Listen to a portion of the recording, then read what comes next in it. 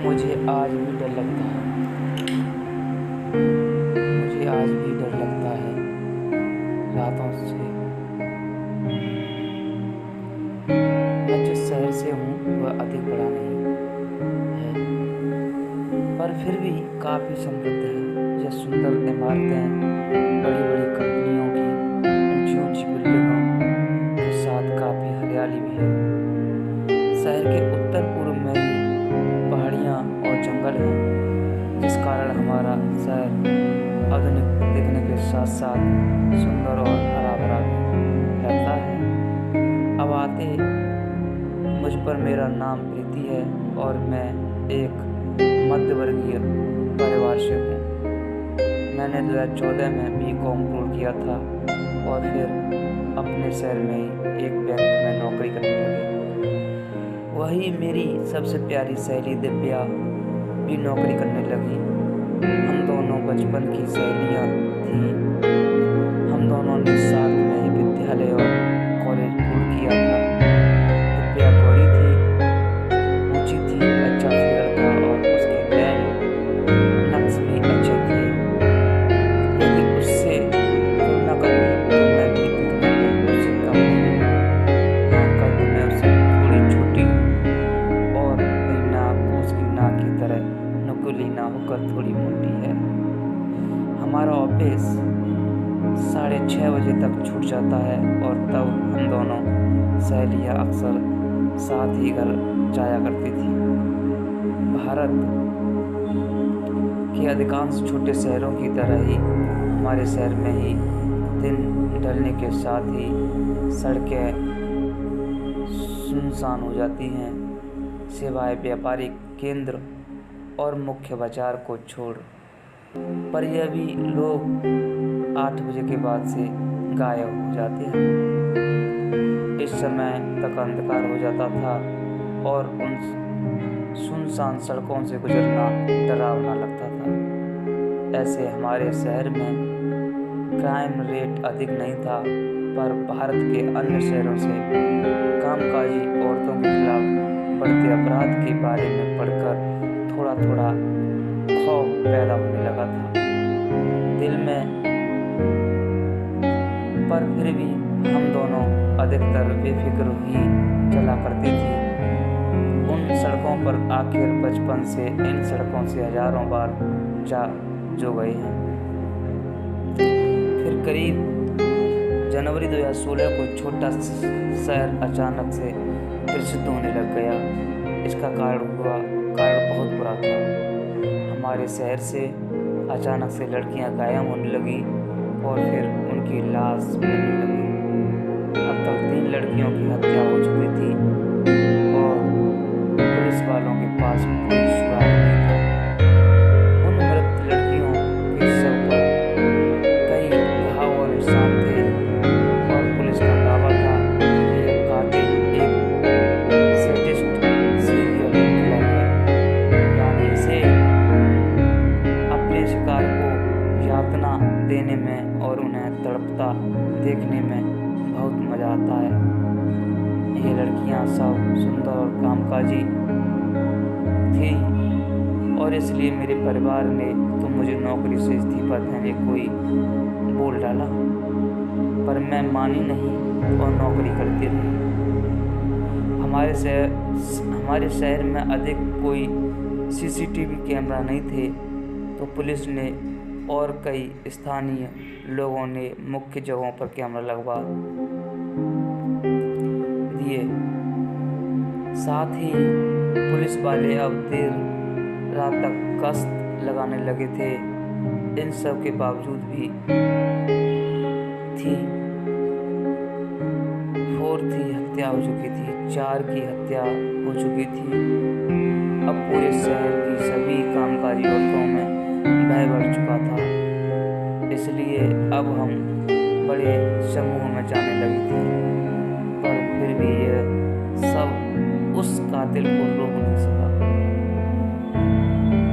दिव्या को ऑफिस के काम के कारण देर तक रुकना पड़ा। उसके साथ ऑफिस के कुछ अन्य लोग थे, पर भी मुझे उसका देर तक रुकना सही नहीं लगा। पर उसने मुझे दिलासा दिया और मुझे घर भेज दिया। अगले दिन एक मनहूस खबर आई, दिव्या अपने ऑफिस निकली तो थी पर घर नहीं पहुंची और अब वह लापता है।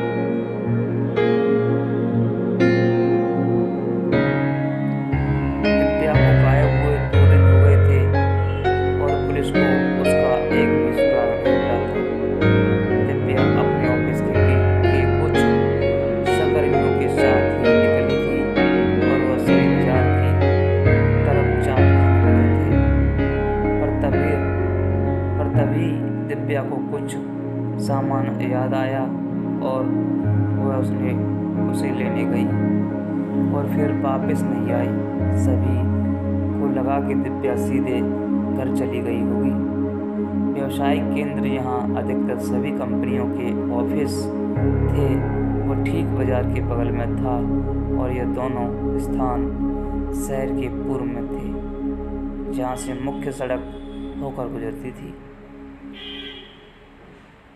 चूँकि सभी लड़कियां कामकाजी थीं और सभी के ऑफिस व्यवसायिक केंद्रों में ही थे, इसलिए पुलिस को लगा कि यह काम किसी बाहर वाले का है जो मुख्य मार्ग से आता है, अपने शिकार को किसी कदर अपनी गाड़ी में ले जाता है और फिर शहर के बाहर ले जाकर अपना काम करता है। पुलिस ने सभी संभावित ठिकानों को छान मारा था, यहाँ तक उत्तर पूर्व में पहाड़ियों पर स्थित बंद बंगलों और हवेलियों में भी। इनमें से कुछ बंगलों में लोग अभी भी रह रहे थे, पर अधिकांश खाली थे। ये बंगले अधिकतर अमीरों और अंग्रेजों अफसरों के थे। अधिकतर अमीर लोग बड़े शहर चले जा गए तो अंग्रेज भारत की स्वतंत्रता के बाद उन्हें यूं ही छोड़कर चले गए थे। कुछ को शक था कि इन वीरान और खंडर इमारतों में से ही किसी एक में ही वह कातिल छुपा होगा, पर पुलिस को वह सब जगह खाली ही मिला। इससे यही थ्योरी अधिकतर प्रचलित हुई कि हत्यारा शहर के बाहर का है और अब पुलिस लड़कियों को किसी अनजान के साथ जाने देने से मना करने लगी और टोल केंद्र में आने और जाने वाली गाड़ियों पर निगरानी बढ़ा दी। हर गायब लड़की का शव उसके गायब होने के 1 सप्ताह से 10 दिन के भीतर मिल ही जाता था, जिस पर पुलिस का अनुमान था कि यह सीरियल किलर कई दिनों तक अपने शिकार को यातनाएं देता है और फिर उनकी हत्या करता है। और क्योंकि दिव्या को गायब हुए 2 दिन हो गए हैं, इसलिए मुझे दिव्या के परिवार को और पुलिस को अब भी उम्मीद थी कि दिव्या अभी भी जीवित होगी और उसे जीवित वापस लाया जा सकता है। पर यह तब होता जब पुलिस वाले ढंग से काम करते। पुलिस पर पहले से ही काफ़ी प्रेशर था मीडिया और आम जनता से, पर पता नहीं क्यों पुलिस वाले राजधानी से सहायता लेने से इनकार कर रहे थे। हमारे शहर के पुलिया चीफ राजेंद्र राजपूत ने कहा, मैं और मेरे पुलिया वाले इतने सक्षम हैं कि बिना राजधानी के बड़े अफसरों के हम इस कातिल को पकड़ लेंगे।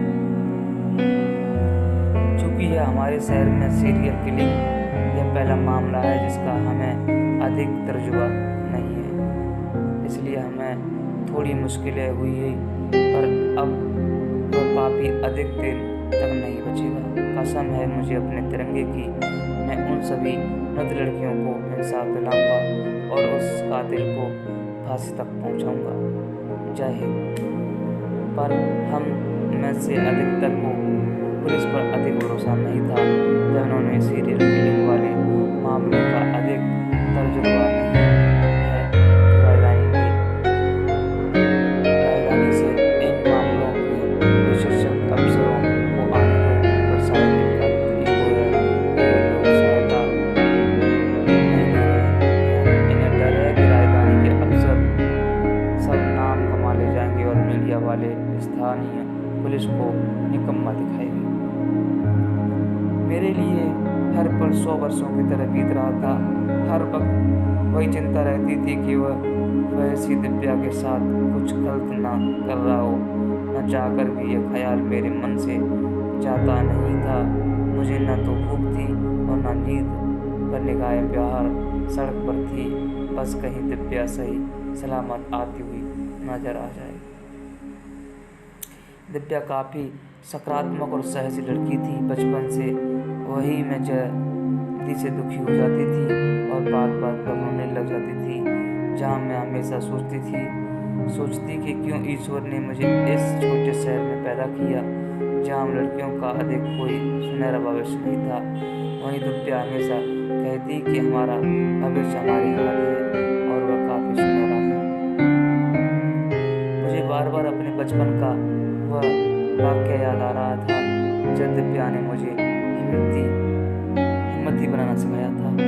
जब मैं 5वीं कक्षा में थी तो मेरी कक्षा की कुछ लड़कियां अक्सर मुझे परेशान और मारा करती थी।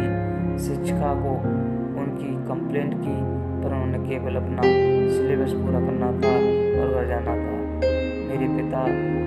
मेरे माता पिता अनुसार तो यह तो इस सृष्टि का नियम था और यह तो होता ही रहेगा। तब दिव्या ने मेरा साथ दिया। हम दोनों उन बुरी लड़कियों के पास गई और उन्हें समझाया, पर वह मानी नहीं। अंत में बात झगड़े पर आई और हम तो अकेली उन 5 लड़कियों से हो गई।